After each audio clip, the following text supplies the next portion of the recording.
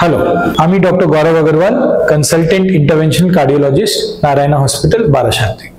আমাদের হার্টের মধ্যে সব রকমই সমস্যা হয়।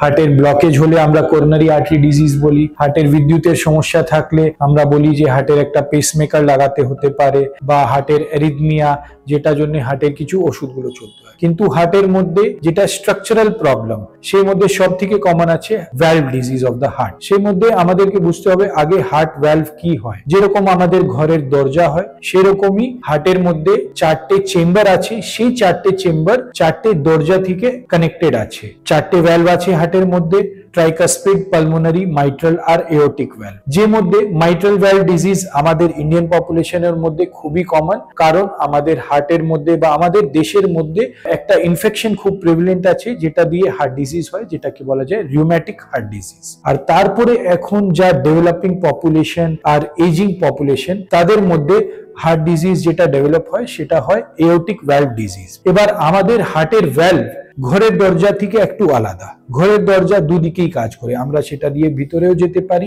বাইরেও আসতে পারি। কিন্তু হার্টের ভ্যালভ দিয়ে ব্লাড শুধু এক ডিরেকশনেই যায়, মানে এই ভ্যালভটা এরকম খুলবে আর বন্ধ হবে, খুলবে বন্ধ হবে। তো ব্লাডটা আগে যাবে কিন্তু পিছনে কোনোদিন আসতে পারবে না, আনটিল এন্ড আনলেস সেই ভ্যালভটা নষ্ট হয়ে গেছে বা সেই ভ্যালভের কাজ করার মেকানিজমটা ডিস্টার্ব হয়ে গেছে। তো সেই রকমই একটা ডিজিজ যেটা এখন খুব কমন আছে, এওর্টিক ভ্যালভ ডিজিজ, যে মধ্যে এওর্টিক স্টেনোসিস। তার মানে হচ্ছে যে হার্টের যেই ভ্যালভ থেকে সারা শরীরে, সারা গায়ের রক্তটা চলাচল হয়, সেই ভ্যালভটা যতটা পরিমাণে খোলার দরকার সেই পরিমাণ থেকে অনেকটা কম খুলছে, অরিফিসটা অনেক ন্যারো হয়ে গেছে। আর সেই জায়গায়, অতটা খোলার জায়গায় খুব কম খুলে যে রক্ত চলাচলটা হচ্ছে খুব হাই প্রেসারে হচ্ছে, হার্টটাকে খুব বেশি কাজ করতে হচ্ছে রক্তটাকে শরীরে গায়ে পাম্প করার জন্য। তখন এটা দিয়ে কি হবে যে হার্টের মাসেলসটা খুব শক্ত হয়ে যাবে, প্রেসারটা বাড়বে, সেই জন্য হার্টের উপরে ব্যাক প্রেসার বাড়বে। মানুষ যখন হাঁটাচলা করবে বুকে ব্যথা হবে, শ্বাসকষ্ট হতে পারে, আর কিছু কিছু মানুষ অজ্ঞান হয়ে পড়ে যেতে পারে। আর এটার জন্য যেটা পার্মানেন্ট ট্রিটমেন্ট আছে সেটা হচ্ছে এই ভ্যালভটাকে চেঞ্জ করার। তো এই ভ্যালভটাকে চেঞ্জ করার ছাড়া আমাদের কাছে ওষুধের মাধ্যমে এই এওর্টিক স্টেনোসিসটাকে ঠিক করার কোনো বিকল্প নেই। তো আমাদেরকে অপারেশন করতেই হয়। এইবার এখন যা কারেন্ট জেনারেশন এন্ড টেকনোলজি, সেই মধ্যে আমরা এটাকে সার্জিক্যাল এওর্টিক ভ্যালভ রিপ্লেসমেন্টও করতে পারি, বা আপনারা এখন সবাই রাস্তার মধ্যে বা হসপিটালের বাইরে নানা রকম বোর্ড বা অ্যাডভার্টাইজমেন্টের মধ্যে দেখবেন টাভি বা টাওয়ার, যেটা সার্জারি ছাড়া এওর্টিক ভ্যালভ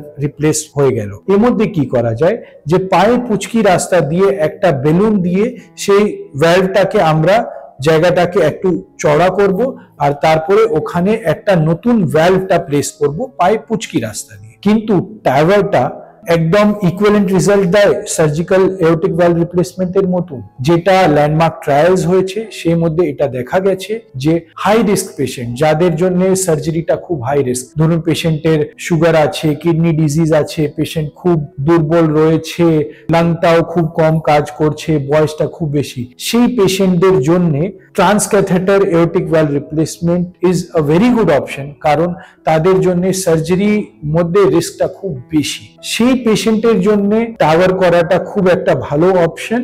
কিন্তু এটা আমাদেরকে জেনে রাখতে হবে যে আমাদের কার্ডিওলজিস্ট সাথে না ডিসকাস করা, একটা নিজে থেকে ওপিনিয়ন তৈরি করা যে আমি সার্জারি করাবো কি ট্রান্সক্যাথেটার ভ্যালভ রিপ্লেসমেন্ট করাবো, সেটা উচিত নয়। সেই ডিসিশনটা আপনার ডাক্তারের উপরে, কার্ডিওলজিস্টের উপরে ছাড়তে হবে, বিকজ ওর মধ্যে অনেক রকম রিস্ক স্কোর, রিস্ক প্রোফাইলিং করে সেই ডিসিশনটা নিতে হয় যে এই পেশেন্টটা সার্জিক্যাল ভ্যালভ রিপ্লেসমেন্টের জন্য বেটার কি এই পেশেন্টটা ট্রান্সক্যাথেটার এওর্টিক ভ্যালভ রিপ্লেসমেন্টের জন্য বেটার। কারণ সার্জিক্যাল এওর্টিক ভ্যালভ রিপ্লেসমেন্ট আমরা 30-40 বছর থেকে করে যাচ্ছি, আর সেটাতে আমরা জানি যে খুব এক্সিলেন্ট রেজাল্টস পাওয়া যায়।